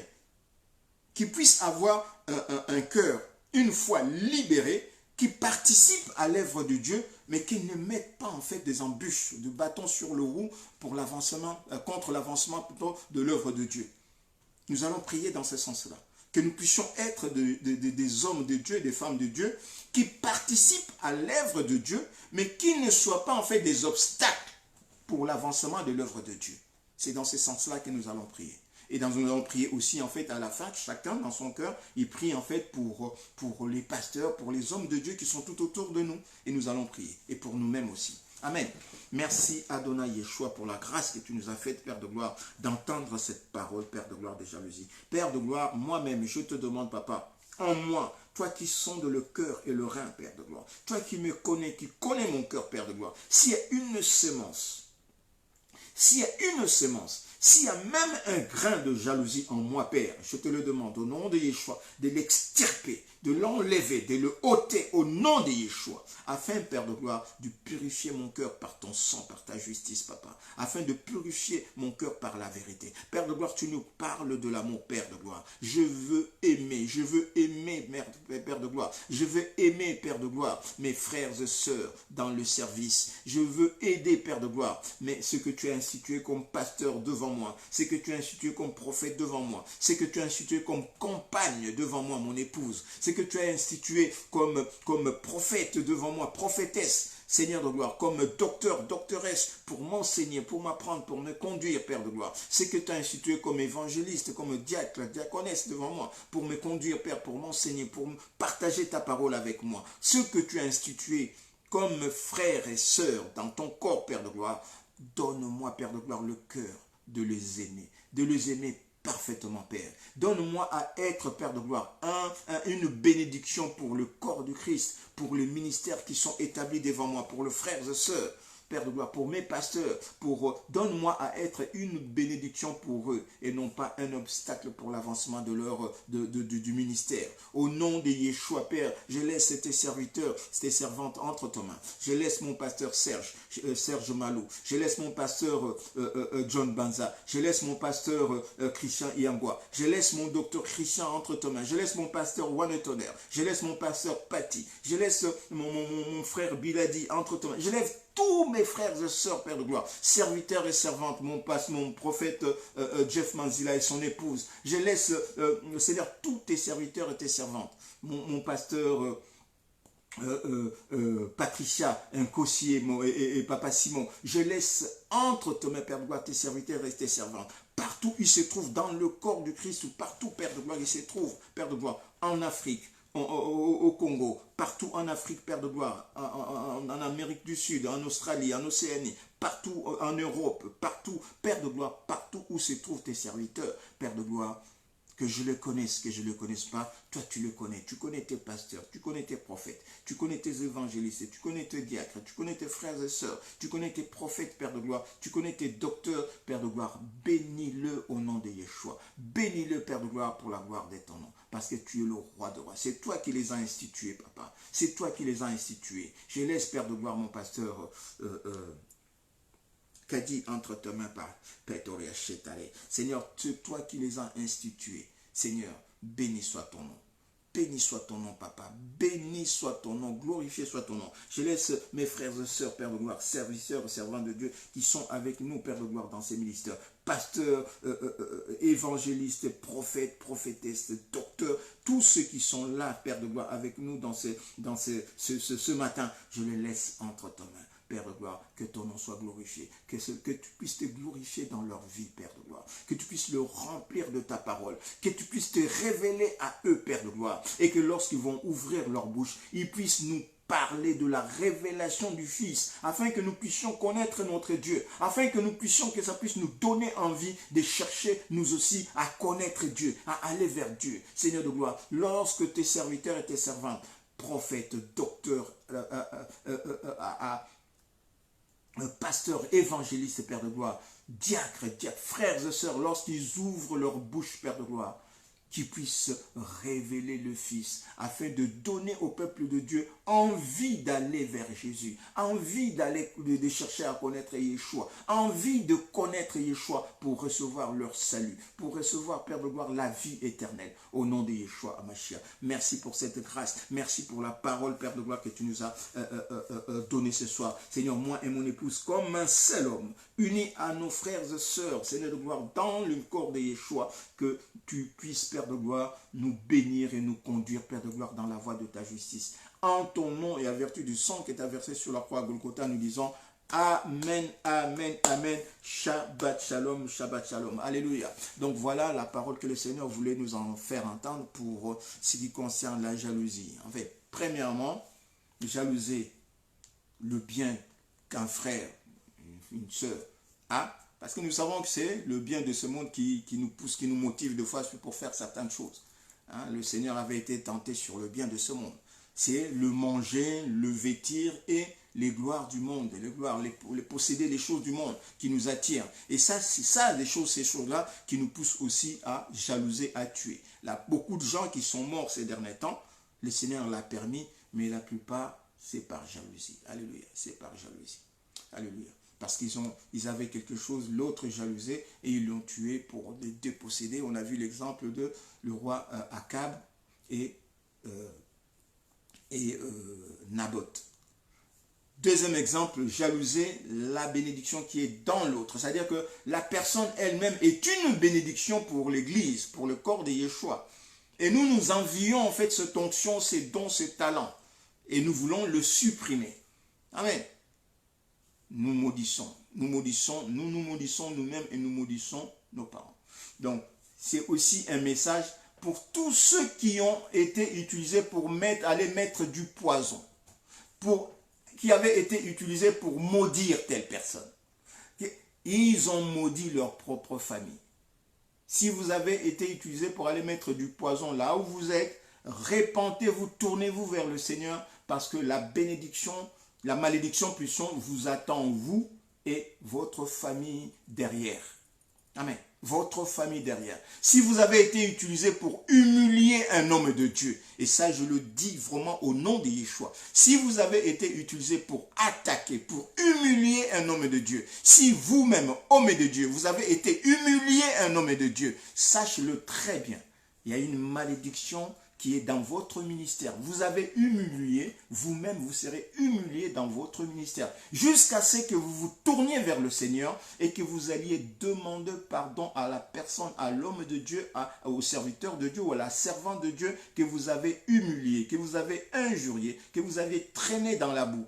Amen. Si vous ne le faites pas, la malédiction est sur vous et sur tous vos enfants. Alléluia. Parce que la personne que vous avez humiliée, c'est un enfant de Dieu. Amen. C'est un enfant de Dieu et c'est pour le travail de Dieu. Donc le Seigneur, votre travail déjà va être humilié, vous allez être humilié et aussi la malédiction sur vos enfants parce que vous avez humilié un enfant de Dieu et la malédiction est sur vous et sur vos enfants. Nous avons vu sur Akab, la malédiction a pesé sur la maison d'Akab et toute sa progéniture derrière.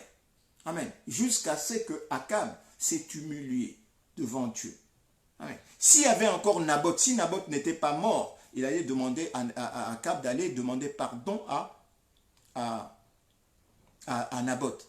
Nous avons vu l'exemple des serviteurs de Dieu qui étaient en train de voir, de se moquer de Job dans sa détresse. Ils ont dit des choses qui n'étaient pas vraies et à la fin, Dieu leur a demandé d'aller demander à Job pardon, pour que Job puisse prier pour eux, pour leur rétablissement. Et c'est ce qui se fait là. Vous avez été un objet d'humiliation. Vous avez été un objet d'humiliation. Un homme de Dieu vous a humilié. Lorsqu'il viendra vous demander pardon, pardonnez-lui. Pardonnez-lui, c'est la volonté de Dieu. Pardonnez-lui, ne gardez pas en rancœur. Pardonnez-lui facilement, pardonnez-lui et priez pour lui, pour son relèvement au nom de Yeshua. Même si après vos relations vont être ternes, c'est pas grave, mais en tout cas, lorsqu'il viendra vous demander pardon, pardonnez-lui. Et le fait que votre relation ne puisse pas continuer, ça ne veut pas dire que tu ne l'avais pas pardonné. Amen. Amen. Paul et Silas étaient séparés. Et après, lorsque Barnabas est revenu avec Silas, Paul avait refusé cette collaboration et Barnabas l'avait pris mal, mais en fait, il ne devait pas le prendre mal. Lorsqu'il a pris mal, eh bien ça a brisé leur relation. Or, Barnabas et Paul étaient des hommes, c'est un tandem que le Seigneur avait choisi pour manifester en fait sa gloire. Amen. Voilà. Que le Seigneur soit vraiment glorifié, que le Seigneur soit béni. Et la semaine prochaine, le Seigneur va encore nous parler. S'il y a quelque chose, en tout cas, s'il y a besoin de prière, que nous puissions partager les uns les autres, s'il y a une demande de prière, envoyez-nous des messages, nous allons partager. S'il y a un point, en fait, sur lequel, shalom, ma petite sœur, maman Isa, que le Seigneur te bénisse et ta maison, que la paix de Dieu qui surpasse toute intelligence garde ta maison. Donc ici, nous parlions de la jalousie, que vraiment, que vous puissiez revoir ces conseils, ce sont de bons conseils. Pour moi-même, en tout cas, j'ai appris beaucoup de choses dans ces trucs de jalousie, parce que je suis aussi jaloux. Hein. Je suis très jaloux. Je suis très jaloux. Que le Seigneur soit glorifié et béni. Alléluia. Donc, Shabbat Shalom, que la paix du Seigneur soit sur nous tous. Au nom de Yeshua, Maman Huguette, c'est celle que je vois, Maman Huguette, non. Que le Seigneur soit glorifié et béni. Alléluia. Shalom, shalom, shalom. Voilà, bon week-end à toute la famille, oui, à ma famille, à notre famille chrétienne, à ma belle famille, à ma famille, Maman Isa, mon pasteur John, à mon épouse, à